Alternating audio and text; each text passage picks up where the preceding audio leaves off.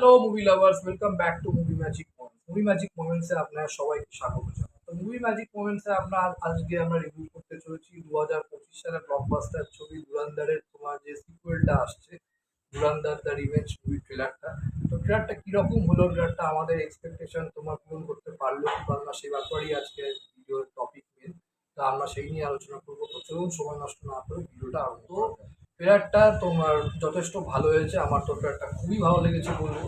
তো ট্রেলারটাই আমরা দেখেই বুঝতে পারছি যে এটা শুধুমাত্র যে একটা স্পাই এর গল্প না, এটা গল্পটা হচ্ছে মেন রিভেঞ্জ সেই স্পাই যেটা হাম যেটা তোমার রণবীর সিং প্লে করছে। ক্যারেক্টারটার নাম হচ্ছে হামজার আলী মাজারি। সে কিভাবে তোমার রিভেঞ্জটা নিতে চলেছে, তো সেইটা নিয়ে হচ্ছে গল্পটা।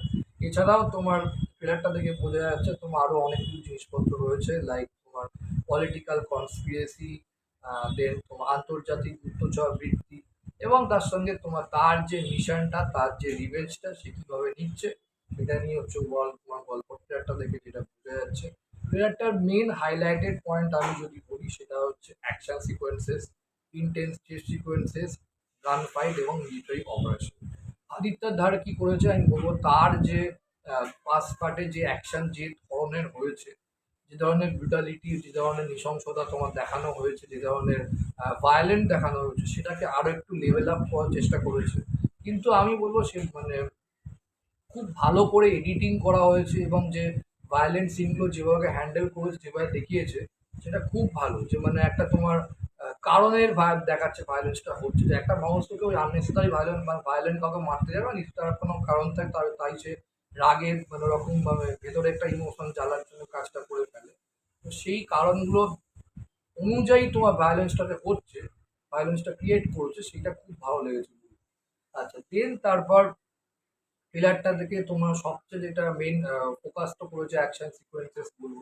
কিছু কিছু জিনিস খুব ভালো দেখানো হয়েছে বলবো, যেমন তোমার ট্রেলারটা তোমার যেভাবে শুরু হয়, যেমন ধুরন্ধর মুভির যে ফার্স্ট সিনটা, যেটা তোমার হাইজ্যাকের সিনটা, যে কিছুই করতে পারবে না তোরা হিন্দুস্তানরা, তারপর তো প্ল্যানিং করে ওকে হামজারা দিকে পারবে না পাকিস্তানে। তো সেইটা দিয়ে একটা স্টার্ট করে বলবো, তো সেটা আমার দেখতে খুবই ভালো লেগেছে বলবো ওই জিনিসগুলো।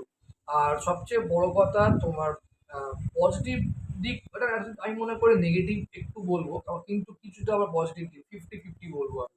যে ওরা গল্পটাকে খুব একটা বেশি ডিসক্লোজ করে, ওরা গল্পটাকে দেখাইনি ট্রেলারটাতে। 3 মিনিট 25 সেকেন্ডটা আপনারা যদি ভালো করে দেখেন, ওরা কিন্তু মেনলি ফোকাস করেছে অ্যাকশন সিকোয়েন্সেস গুলোতে।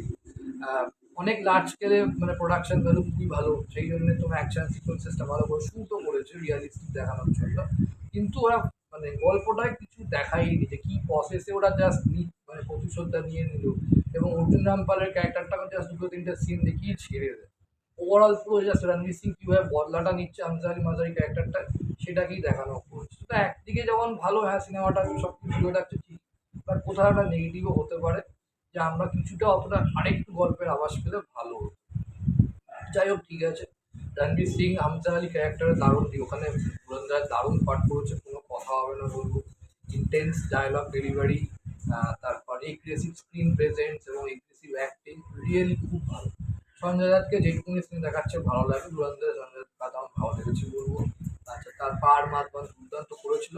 এছাড়াও তো অর্জুন রামপাল ছাড়াও আমি বলি, একটা ছোট্ট ক্যামিও রোলে আছি আমি, গৌতম ক্যারেক্টার রোলটা কিন্তু খুব গুরুত্বপূর্ণ, স্টোরিতে ইম্প্যাক্ট দারুণ আছে। তো সেটা খুব ভালো বলবো। ওভারঅল প্লেয়ারটা খুবই ভালো হয়েছে বলবো। এদের মেন স্ট্রং পজিটিভ দিক বোঝা যাচ্ছে, যেটা অ্যাকশন সিকোয়েন্সেস আমি মনে করি। আর পাওয়ারফুল অ্যাকশন সিকোয়েন্সেস, এবং কীভাবে তাদের সিক্রেট মিশনটা ওরা মানে ইয়ে করছে, মানে সিক্রেট মিশনটা কীভাবে ওরা ফুলফিল করছে, সেটাই ওরা দেখানোর চেষ্টা করেছে বলবো। কিন্তু যেটা আমি বললাম, আর একটু গল্পটা দেখালে ভালো, বাট ট্রেলারটা ভালো লেগেছে, ট্রেলারটা বেশ প্রমিসিং, বিজিএমটা তো খুবই ভালো, এবং এডিটিং বা যেবার নামটা দেখায় এবং তোমার ধুরন্ধর দ্য রিভেঞ্জ শেষে একটা তো ঘেমা লাগে। তো আমার মনে হয় তোমার সিনেমাটা ভালোই বক্স অফিসে একটা পারফরমেন্স করবে, এবং পারফরমেন্স করার চান্সও আছে। তো দেখা যাক কি হয়, এবার 19 মান্থের ওয়েট করার পালা। আশা করছি মুভিটা ভালোই হবে, হয়তো 1,000 কোটি টাকা বিজনেস করেছে, হয়তো 2,000 কোটি টাকাও বিজনেস করতে পারে। তো এখন মুভিটা দেখলে বোঝা যাবে ওভার। বাট আমার ভালো লেগেছে, খারাপ লাগেনি। আপনাদের কেমন ধুরন্ধর ট্রেলারটা ভালো লেগেছে, এবং আপনাদের কি মতামত আপনারা আমার কমেন্ট বক্সে লিখে জানাতে পারেন, যে আপনাদের কি মনে হয় ধুরন্ধর সিনেমাটা এই রিভেঞ্জ মুভিটা কি পার্ট 1 এর থেকে বেশি হিট হবে নাকি অতটা রেসপন্স করবে? সেটা আমাকে কমেন্ট বক্সে লিখে জানাবেন। Thank you so much. ভিডিওটা ভালো লাইক করো, কমেন্ট করো, শেয়ার করো। চ্যানেলটা অবশ্যই সাবস্ক্রাইব করে রাখো ফর ফিউচার। খুব শিগগিরই দেখা হচ্ছে নতুন কোনো ভিডিও। ভালো থাকুন, সুস্থ থাকুন।